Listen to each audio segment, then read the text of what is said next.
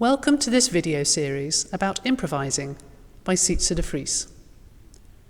You can support this video series by donating the amount of your choice to Sietze de Vries' Patreon account, which can be found by searching Sietze de Vries Patreon or by finding the link in the description below the video. Enjoy the video.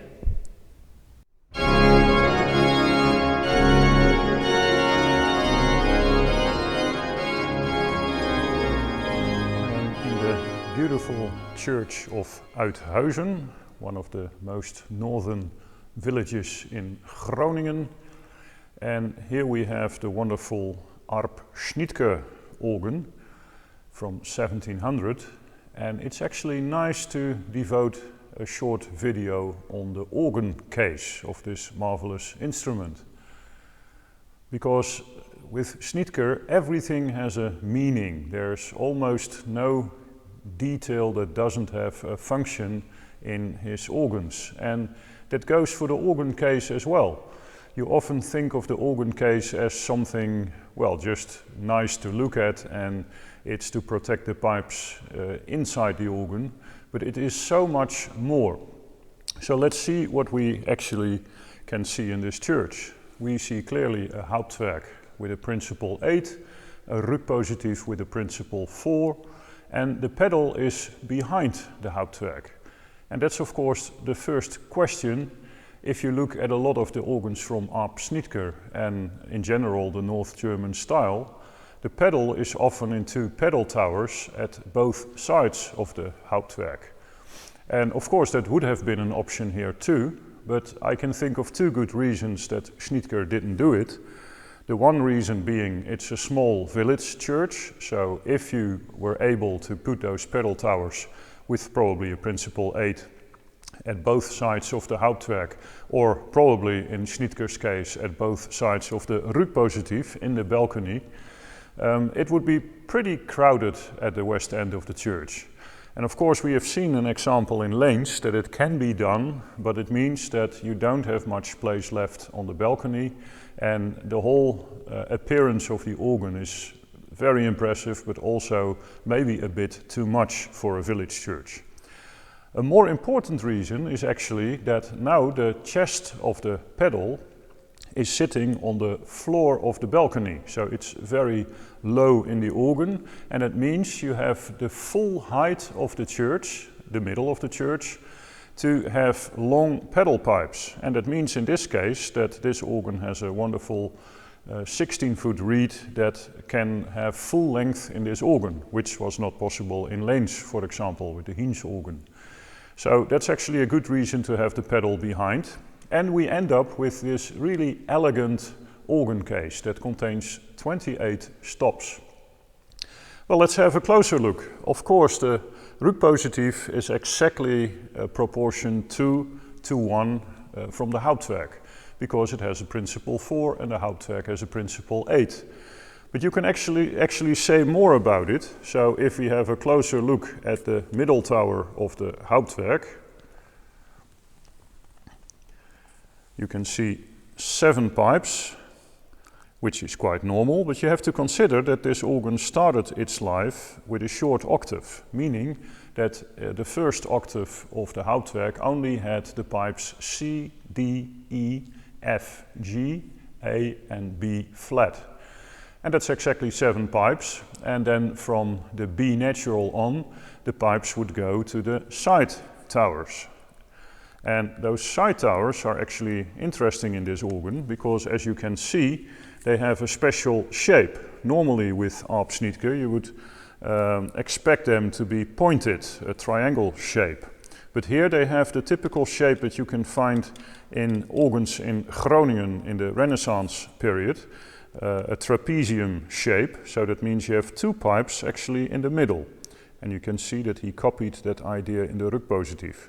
So Schnitger probably liked that idea from the old organs in Groningen that he encountered and just copied it into this organ. And he actually used it again, for example, in the organ that is now in Pijze, and also in North Germany in Rendsburg we can see this idea appearing.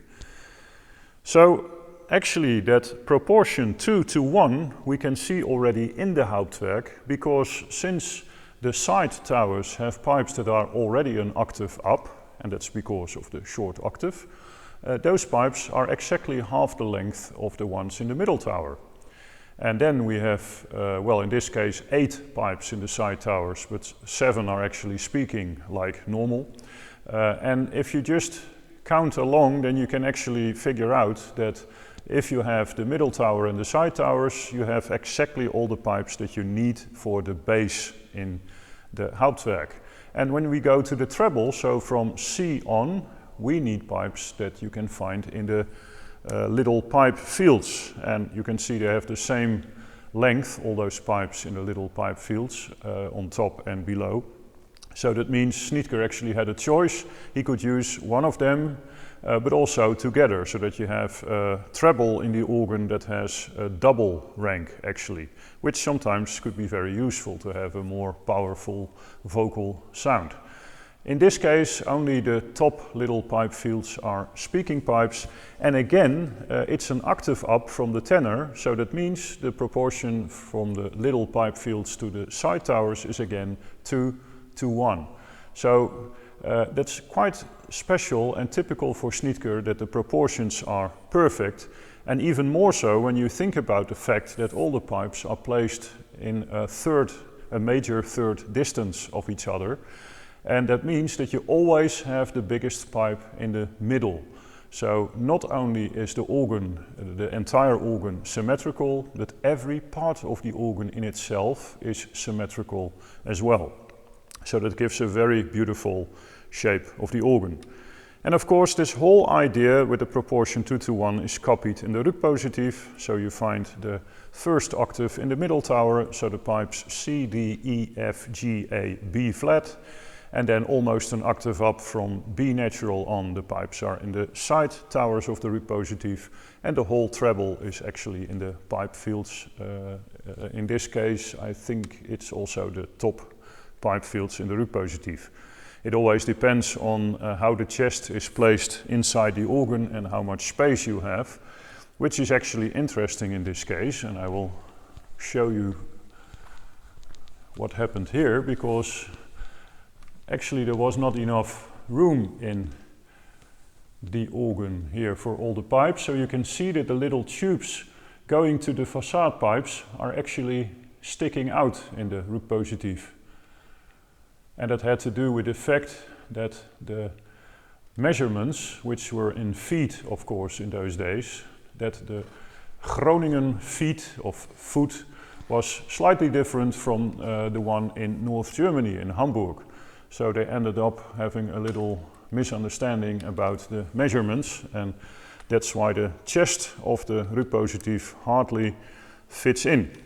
In the end, of course, it worked out fine, and it's a splendid organ. One more thing about the facade of the organ, you can see the really wonderful carvings made by Jan de Rijk, and it's designed by Allard Meijer, who was the city architect of Groningen. And there's also an interesting thing, and it shows you again how they really thought of every detail. The case itself has a lot of very straight angles, so it's really a design from an architect in that way that you can see that it has horizontal and vertical lines very clear. It's really built that way. But to soften those lines, you can see that the carvings always make a circle almost around the organ. All the carvings soften those very sharp edges all the time. And that gives the organ a really elegant idea. And combine that with the quality of the carvings, also the beautiful angels on top of the Rückpositiv, for example. I will see if I can give you a close-up of some of those carvings. And you can see that it's really the highest quality. Also an angel with a trumpet in the side wing of the Hauptwerk. And at the Rückpositiv there is also an angel.